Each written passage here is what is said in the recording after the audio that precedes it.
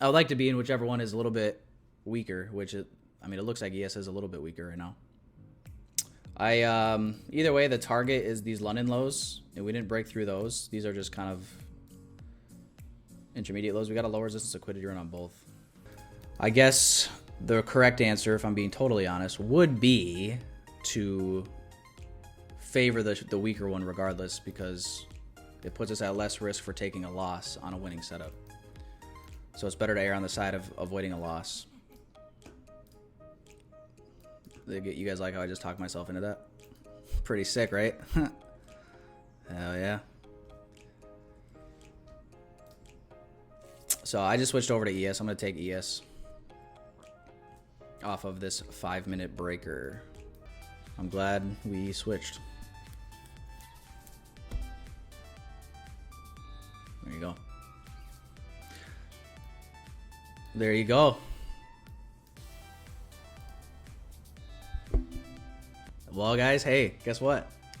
Now we got SMT.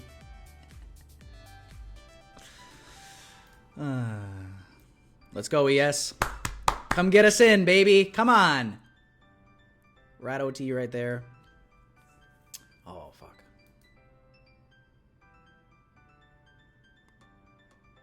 Yo. We got SMT at the highs now, though. So here's my plan of action. If we get a fair value gap here, I'm taking it. If we leave a fair value gap right here, taking it, my stop will go above the high that just got put in. We literally tapped OTE and hit this little fair value gap, and away we went. And away we went. All right, there's 20 seconds left on this candle, guys. I will extend my target a little bit if we're going to get this entry. I'm going to extend for that Asia low. Otherwise, yeah, this is my plan, guys. We didn't even come back to, like, the wick. That's the only other thing I would have changed it to, was moving it down, like, whatever this is, 1 tick, 2 ticks.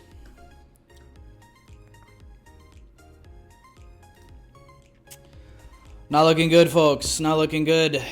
Busted through this fair value gap. Odds are it's being used as an inversion gap now, and this will most likely sell off to that level without us.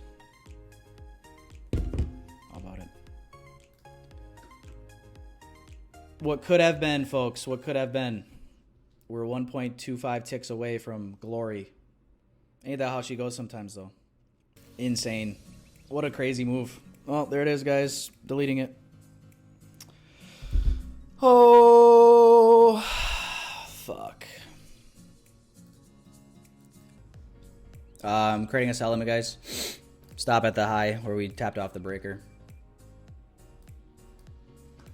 Taking a little stab. Less than 0.5%. Got 4 contracts on. It's like 600 bucks. Once we trade through this low again, I'm going to go risk free.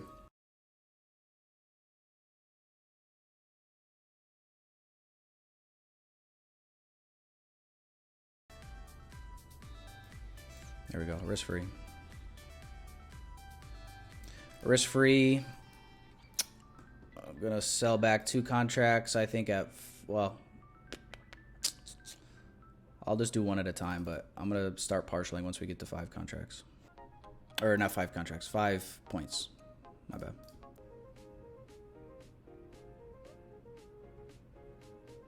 All right, stop that break even.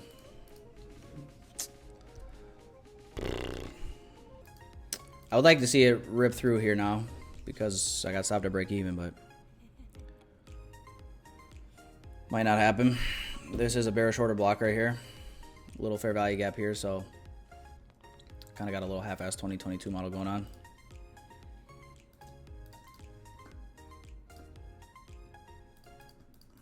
And if that's how it goes today, I'm just unlucky or not good enough.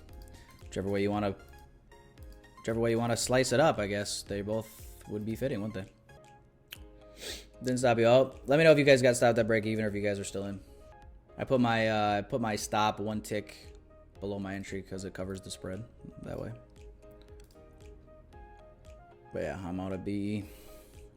Stop that BE. Out, out, out, out. Anyone still in? Give me a 1 if you're in.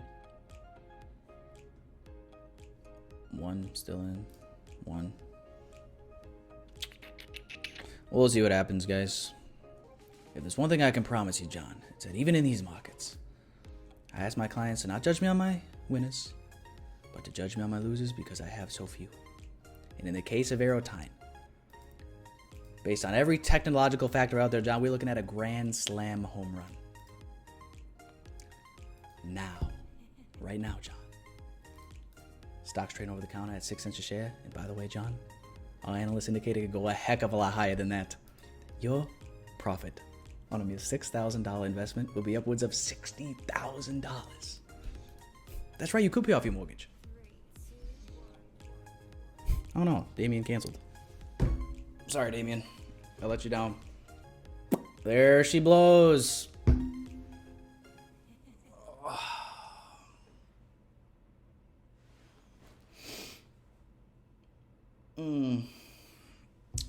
There's actually a tree right outside my window that a branch. I think there's a branch that would support my weight. I just got to figure out how to tie a noose first. Missed 2 trades. Well, we didn't really miss the second one. The reason I went risk free is just because of how late we are in the move. And I wanted to be a little bit aggressive with the defense just to prevent any tragic, reverses back up into above our stop loss. You're damned if you do, you're damned if you don't, right? But yeah, obviously this was the trade of the day that we missed by 1 point. All right, guys. So yeah, I got this buy limit set for now. I guess we don't need to wait for it to come back, guys. This is a 15-minute chart, so this will take a while, but just keep an eye on it. We got 44 minutes up until the end of, well, AM session ends, and then you're into New York lunch.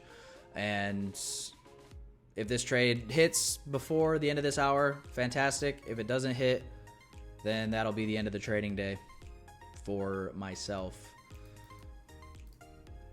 All right, so keep an eye on this. I will definitely send an alert in the Discord as well. If this level gets traded through and I delete it, I'll just send a little message in there saying I deleted it. But I guess if you guys don't have any other questions or anything, we will call it a day there. Little unfortunate, we got left behind by literally 1 point on the S&P 500 this morning for a fantastic trade, but we will be back at her tomorrow for Friday prelim consumer sentiments, 9 a.m. Central, 10 a.m. New York. So we will absolutely be waiting until the end of that news before we do anything. There will not be any opening range trades tomorrow morning. Make our lives easy, and we'll look to just end the week right. All right, guys. Sound good to you guys? Taking the afternoon off because of Powell. So that's my game plan. All right. Enjoy the rest of your guys' Thursday. If you guys do need anything, you guys know how to reach me. And I will plan to talk to you guys in the Discord with any updates, but also see you guys on the session tomorrow morning. Enjoy your day, everybody. See you guys soon.